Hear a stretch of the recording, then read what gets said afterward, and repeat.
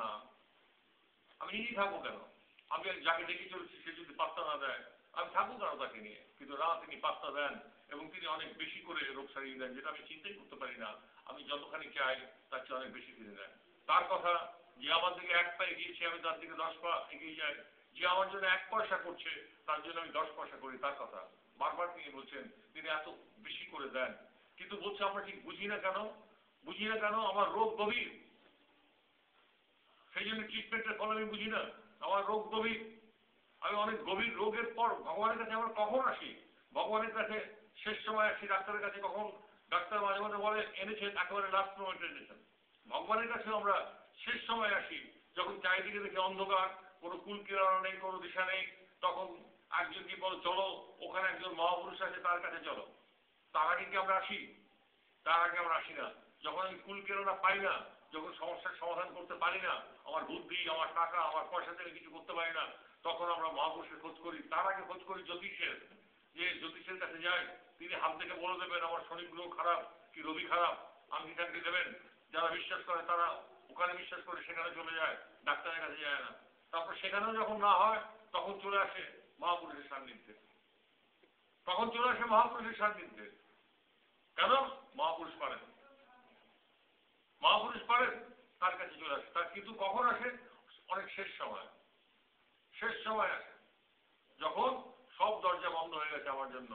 তখন ডাক্তারও বলে আমার কিছু করার নেই, ঈশ্বরকে ডাকো। ডাক্তারও বলে দেয়, বড় ডাক্তারও বলে দেয়।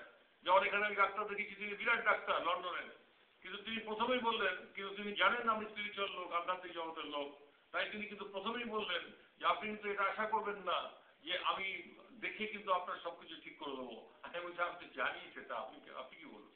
আমি তো জানি সেটা। তিনি প্রথমেই বলে নিয়েছি আপনি পণ্ডিত ব্যক্তি, তাই বলছি আপনি কিন্তু এটা আশা করবেন না যে আমি সবকিছু ঠিক করে নেবো। খুব স্বাভাবিক, তার যতটুকু জ্ঞান আছে সেই জ্ঞানটুকু তিনি প্রয়োগ করবেন। তিনি সব জানেন না, জানতে পারেন না, কিন্তু ঈশ্বরের কাছে সেই ক্ষমতা আছে, ভগবানের কাছে সেই ক্ষমতা আছে। তিনি পারেন, তিনি পারেন দিনকে রাত, রাতকে দিন করতে পারেন।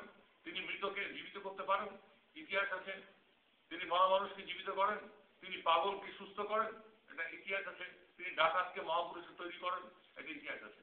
সুতরাং আমাদের ক্ষেত্রেও এই ভগবান আমাদের দৈনন্দিন জীবনে প্রতিদিন প্রতি মুহূর্তে কাজে লাগাতে হবে, তাকে কাজে লাগাতে হবে। আমি টাকা রোজগার করি, প্রত্যেকে কেউ 5,000, কেউ 10,000, কেউ 8,000, কেউ 3,000 টাকা রোজগার করি। টাকা রোজগার করে দেয় আমাকে, আমার হাতে রোজগার করে এনে দেয়। তাই দিয়ে আমি ঘর ভাড়া দিই। 1,000 টাকা হয়তো ঘর ভাড়া দিয়ে দিলাম, 1,000 টাকা দিয়ে, 1,000 টাকা তার থেকে চলে গেল। কিন্তু তার থেকে কিন্তু আবার 1 টাকা দিয়ে আমি কাঁচা লঙ্কা কিনি, ওই টাকা থেকে কিন্তু 1 টাকা দিয়ে কাঁচা লঙ্কাও পাওয়া যায়। ওই টাকাটাই ব্যবহৃত হচ্ছে, ব্যবহার, মানেটা বুঝতে পারলেন কি বললাম? ওই 5,000 টাকাই কিন্তু তার থেকে 1 টাকা ব্যবহার হচ্ছে। 8 আনা পয়সা দিয়েও কিছুটা কিছু পাওয়া যাচ্ছে, সেটাও কিন্তু ওর মধ্যে রয়েছে। তার দিয়েও তুমি 8 আনা দিয়েও কিছু কিনতে পারছো, ওই টাকাটার মধ্যে রয়েছে। যদি 500 টাকার মধ্যে ঘর ভাড়া থেকে শুরু করে কাঁচা লঙ্কা অব্দি সব কিছু পাওয়া যায়, তাহলে ঈশ্বরের মধ্যে তো সব রয়েছে। ঈশ্বরের মধ্যে তো টোটালটা রয়েছে, তার কাছে তো সব পাওয়া যাবে, তার কাছেই তো সব পাওয়া যাবে। 5,000 টাকা তো শেষ হয়ে যাবে, কিন্তু তার যে সাপ্লাই সেটা শেষ হবে না। আজকে প্রতিটি দোকান, প্রতিটি বিশেষ যত কিছু হোক না কেন, ওখানে একটা গণেশের মূর্তি ধারণা আছে, দাঁড় করানো আছে। ওখানে কোনো একটা দেবতার মূর্তি দাঁড় করানো আছে। ওখানে যদি সকালবেলা উঠে কোনো লোক গিয়ে জিনিস কিনতে চায়, সেই লোকটাকে দাঁড়িয়ে থাকতে হয়। আগে সে গণেশের ধূপ ধুনো দেবে, নমস্কার করবে, পুজো করবে, চারিদিকে ধূপের গন্ধ ছড়াবে, তারপরে বলবে বলুন। কেন? সে আসল জায়গাটাকে ঠিক রাখছে। কিন্তু দোকানদার যে বিরক্ত হচ্ছে, যে বিরক্ত আমি দাঁড়িয়ে আছি তুমি দেখছো না, কিন্তু সে সেটা মেনে নিচ্ছে। কেন? যে আমার আসল জায়গাটা আমি ঠিক রাখছি, উনি প্রসন্ন হলে আমার দোকান ঠিক চলবে, না হলে গণেশ যদি উল্টে যায়, আমরা বলি না গণেশ উল্টে গেছে, তার মানে বলি না দোকান উল্টে গেছে, মানে গণেশ উল্টে গেছে, তার মানে উনি কুপিত, আমার বিজনেস চলবে না। হ্যাঁ, সেই জন্যই বোম্বাই ব্যবসার জায়গা, ওখানে লক্ষ্মী পুজো হয় না, ওখানে গণেশ পুজো হয়, গণেশ বাপ্পা মরিয়া। কারণ গণেশের জয়ধ্বনি হয়। ওরা জানে ওই গণেশ যদি উল্টে হয় তাহলে সব উল্টে যাবে। সেই জায়গাটাকে তারা ঠিক রাখে, আসল জায়গা ঠিক রাখে, আসল জায়গা তারা খেয়াল রাখে। তা আমরা, আমাদেরও তো আসল জায়গা হচ্ছে ভগবান, এটাকে আমাদের ঠিক রাখতে হবে, ঠিক করে ধরে রাখতে হবে, ঠিক করে বুঝে রাখতে হবে। হ্যাঁ, এই হচ্ছে আমাদের কথা। এবং জীবনের প্রত্যেক ক্ষেত্রে প্রয়োগ করতে হবে। কাঁচা লঙ্কা থেকে শুরু করে ঘর ভাড়া এর মধ্যে সব পাওয়া যাবে। বলছে এক রাম নামে এর মধ্যে সব পাওয়া যাবে? বলছে হ্যাঁ, যদি ওই নোটের মধ্যে 500 টাকা নোটের মধ্যে 1 টাকার কাঁচা লঙ্কার টাকাটাও থাকে, বলছে এর মধ্যে কি 1 টাকা আছে? এর মধ্যে অনেকগুলি টাকা আছে। 500 টাকার নোটের মধ্যে অনেকগুলি টাকা আছে, কিন্তু একটা নোট, একটা। তেমনি ঈশ্বর একটা নাম, শুধু রাম। বলছে এই শুধু রামের মধ্যে সব পাওয়া যাবে? বলছে হ্যাঁ, সব কিছু পাবে তুমি। এই 500 টাকার নোট না, ব্ল্যাঙ্ক চেক। এটা এটা ব্ল্যাঙ্ক চেক। এই ব্ল্যাঙ্ক চেক পেয়েছিল হনুমান। সেই জন্যই আমাদের নৌকা দিয়ে পার হতে হয়, সমুদ্র পার হতে হয়, জাহাজ দিয়ে সমুদ্র পার হতে হয়। তাকে পার হতে ওটা লাগেনি, শুধু ওই ব্ল্যাঙ্ক চেক তার হাতে ছিল বলে জয় শ্রীরাম বলে পার হয়ে গেছে। সে একা গিয়ে সমস্ত লঙ্কাকে তছনছ করে দিয়ে চলে এসছে তার শক্তিতে, রামের শক্তিতে। হ্যাঁ, সেই তার স্লোগান এখনো চলছে ভারতবর্ষে, জয় শ্রীরাম। কি তার স্লোগান, তার দেওয়া। সে তো একজন জানোয়ার, সে তো মানুষও ছিল না, সে তো মানুষও ছিল না।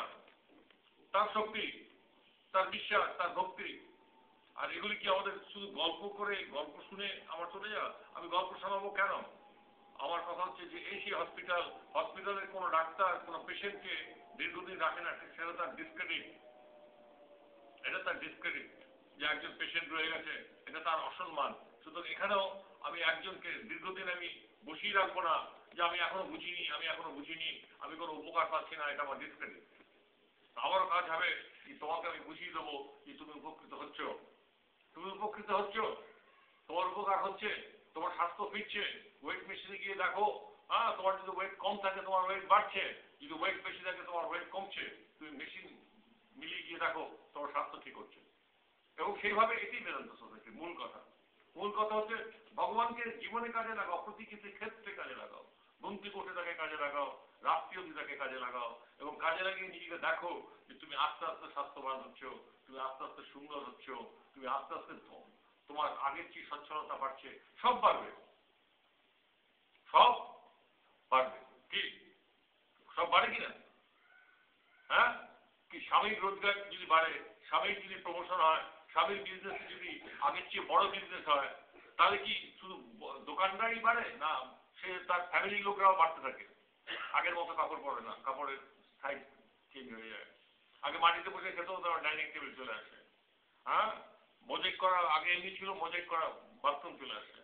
অটোমেটিক একটার সাথে একটা দেখলেই বোঝা যায় যে একজনের অবস্থা পাল্টেছে, কিন্তু সাথে সাথে সবার অবস্থাই পাল্টে যায়। তেমনি ঈশ্বরকে নিয়ে একজন যদি আমাদের মধ্যে পাল্টাই, আমাদের সাথে সাথে যারা পাশে থাকবে তাদের অবস্থা পাল্টাবে, তাদের অবস্থা পাল্টাবে।